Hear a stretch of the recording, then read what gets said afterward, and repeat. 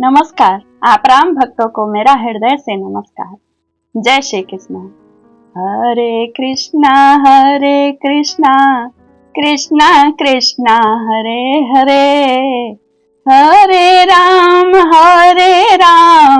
राम राम हरे हरे।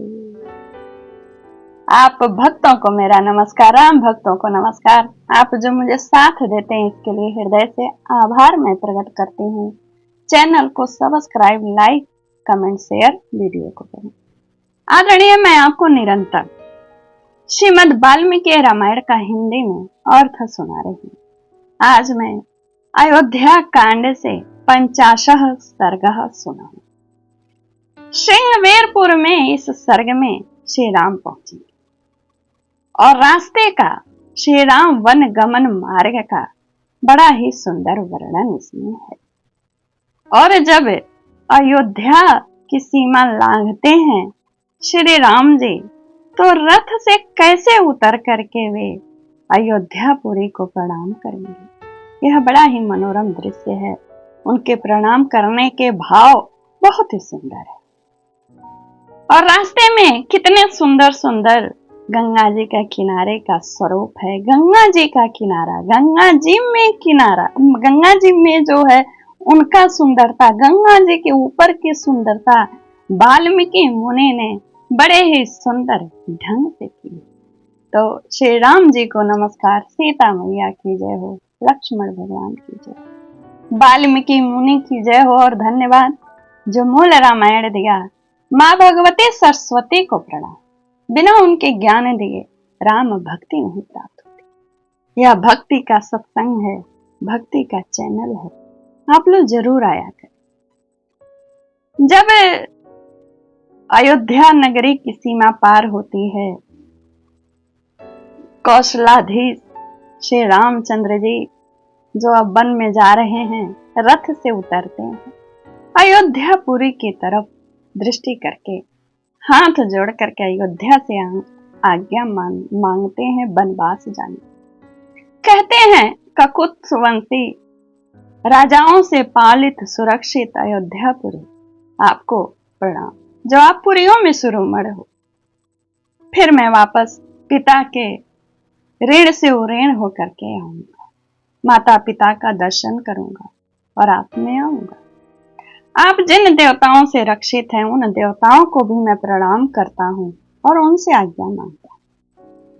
और फिर जहां पर वे खड़े थे वहां ग्रामवासी भी चारों तरफ थे, तो उनके सम्मुख होकर उन्हें सविनय, ये बहुत मुझे प्रभावित कर रही है श्री राम जी का चरित्र। कितने विनयशील हैं, सद्गुणों के भंडार है महाराज। कितने सुंदर स्वभाव से बात करते हैं उन ग्रामवासियों से। कहते हैं कि आप हमें इतना समय नष्ट ना करें, मुझे तो वन जाना ही, पिता के वचनों का पालन तो मुझे करना ही है। आप अपने कार्य में लगे। उनकी बात सुन करके ग्रामवासी उनकी परिक्रमा करके प्रणाम किए, परंतु उनकी आंखें उनके वृक्षों में जो अश्रुधारा बहा रही थी वे रुक ही नहीं रहे थे महाराज। इतना कह करके श्री राम जी रथ पर देखते ही देखते ग्रामवासियों के आंखों से ऐसे ओझल हो गए जैसे सूर्य डूब जाते हैं क्षण मात्र में या बादल से ढक जाते, वैसे ही श्री रामचंद्र जी रथ पर सवार होकर के सीता लक्ष्मण सहित ग्रामों जनपदों की सुंदरता को निहारते हुए शीघ्रता से आगे बढ़ते जा रहे। बढ़ते बढ़ते वे त्रिपथ गामनी दिव्य नदी गंगा का दर्शन किया, जो शीतल जल से भरी हैं, सेवारों से रहित हैं तथा रमणीय थी। बहुत से महर्षि उनका सेवन करते। उनके तट पर थोड़ी थोड़ी दूर पर बहुत से सुंदर आश्रम बने हैं जो उन देव नदी की शोभा बढ़ाते हैं। समय समय पर हर्ष भरी अप्सराएं भी उतर कर उनके जल कुंड का सेवन करती हैं। वे गंगा सबका कल्याण करने वाली हैं। देवता, दानव, गंधर्व और किन्नर उन शिव स्वरूपा भगीरथी की शोभा बढ़ाते हैं। नागों और गंधर्वों की पत्नियां उनके जल का सदा सेवन करती हैं। गंगा के दोनों तटों पर देवताओं के सैकड़ों पर्वतीय क्रीड़ा स्थल हैं। उनके किनारे देवताओं के बहुत से उद्यान भी हैं। वे देवताओं के क्रीड़ा के लिए आकाश में भी विद्यमान है। गंगा जी की बात कर रहे हैं और वहां देव पद्मिनी के रूप में वे विख्यात है। प्रस्तर खंडों से यानी पत्थरों से गंगा के जल के टकराने से जो शब्द होता है वही मानो उनका उग्र अटट ठास है। जल से जो फेन प्रकट होता है वही मानो उनकी हंसी। कहीं तो वे बेड़ी के आकार की हैं तो कहीं वे भौरों से सुशोभित है। कहीं उनका जल निश्चल है और कहीं निश्चल और गहरा है, कहीं महान वेग से व्याप्त है। ऐसा लगता है कि उनकी ध्वनि में मृदंग आदि का नाद हो तो कहीं भयंकर नाद रहता है समुद्र के समान। उनके जल में देवताओं के समुदाय गोते लगाते हैं। कहीं कहीं उनका जल नील कमलों अथवा कुमुदों से आच्छादित होता है।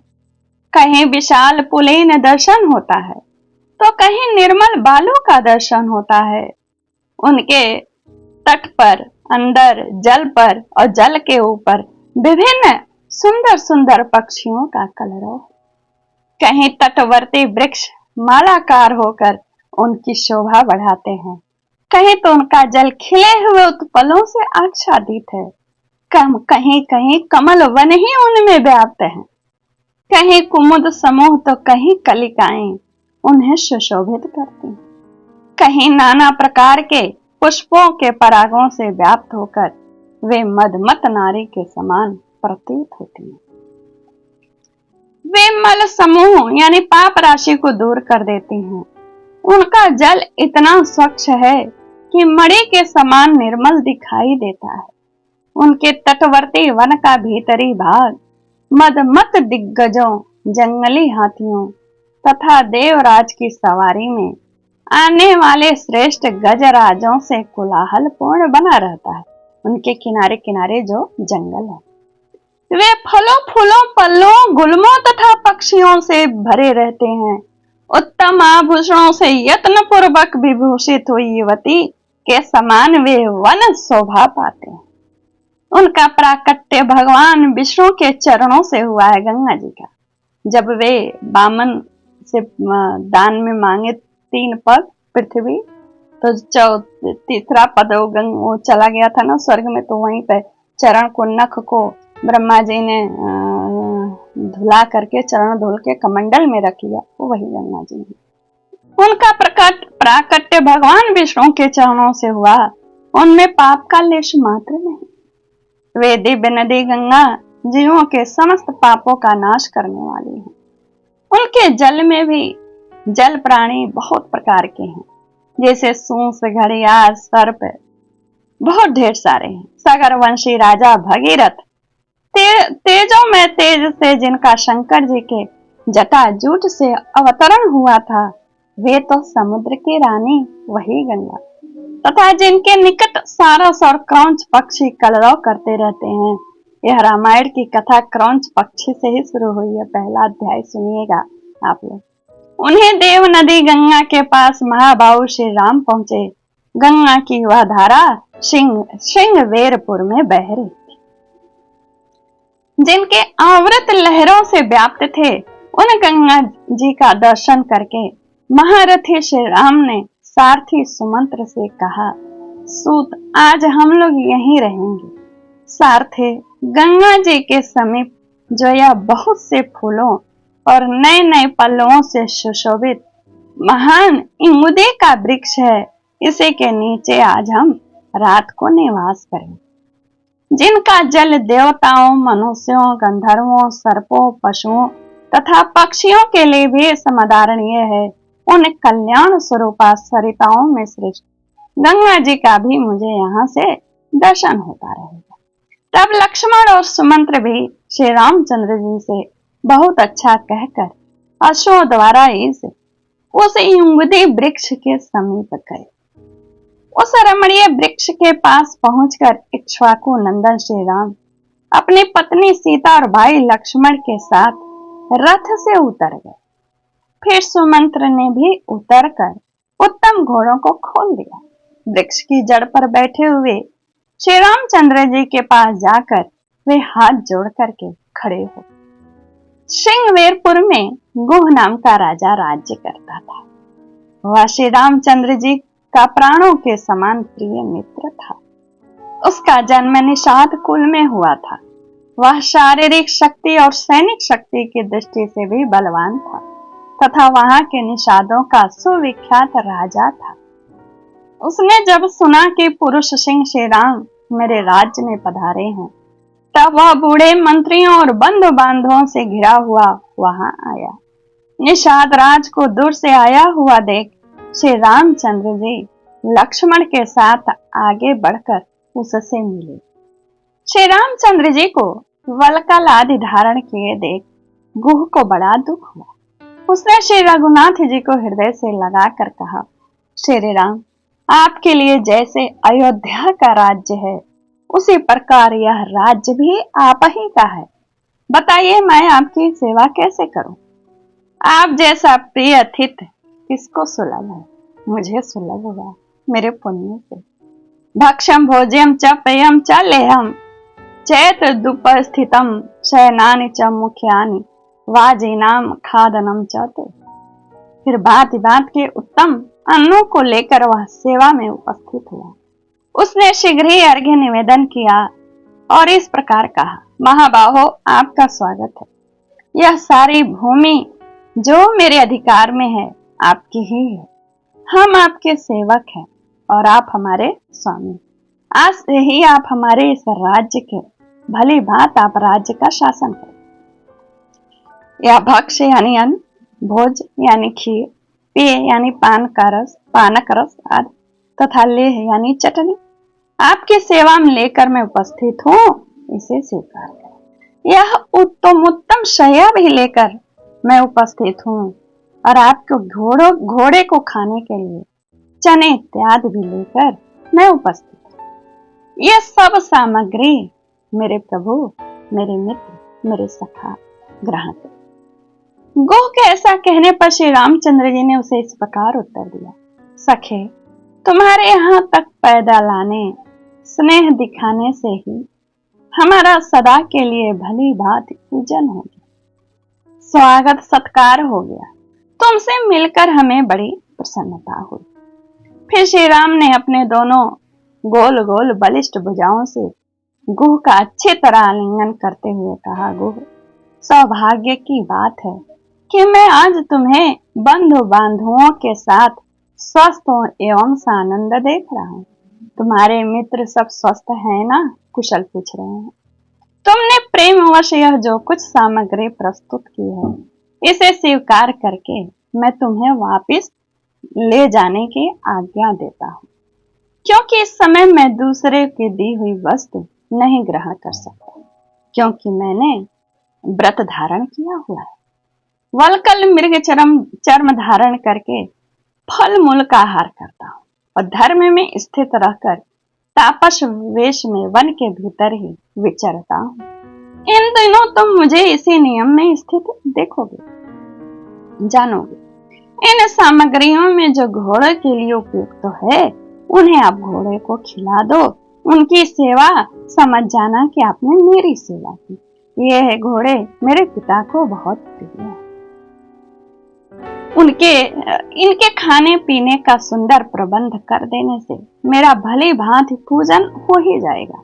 तब गुह ने अपने सेवकों को उसी समय यह आज्ञा दी कि तुम लोग घोड़ों के खाने पीने की आवश्यक वस्तुएं शीघ्र लाकर दो। तत्पश्चात बलकल का उत्तरीय वस्त्र धारण करने वाले श्री राम ने सायंकाल की संध्या उपासना करके भोजन के नाम पर स्वयं भगवान लक्ष्मण के द्वारा लाया हुआ जल ही पिया, जल मात्र केवल लिया। फिर पत्नी सहित श्री राम भूमि पर ही तृण की शैया बिछाकर सोए।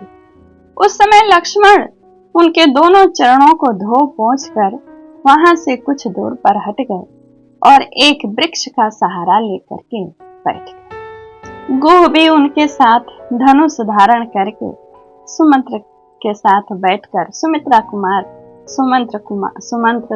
कुमार और गुह तीनों आपस में बैठकर बातचीत कर रहे हैं। श्री राम की रक्षा के लिए वे लोग रात भर जागते रहे। इस प्रकार सोए हुए शस्वी मनस्वी दशरथ नंदन महात्मा श्री राम की, जिन्होंने कभी दुख नहीं देखा तथा जो सुख भोगने के ही योग्य थे, वह रात उन्हें बहुत देर तक नींद नहीं आई। कुछ देर व्यतीत हुआ तब नींद आया। यह सर्ग यहीं पूर्ण होता है महाराज। सुनने से धर्म अर्थ काम मोक्ष चारों पुरुषार्थों की सिद्धि होती है। पूरा सुना करें, यह सत्संग चल रहा है। उत्सुकताएं बहुत होती हैं, उन्हें ये कथाएं पूर्ण करती हैं महाराज। इत्याशय श्रीमद् रामायणे वाल्मीकि आदि काव्य अयोध्या कांड 50 सर्ग यहीं पूर्ण हुआ। नमस्कार। जय श्री कृष्ण। हरे कृष्णा कृष्णा कृष्णा हरे हरे, हरे राम राम राम हरे हरे। आप सत्संगियों को हृदय से प्रणाम, धन्यवाद।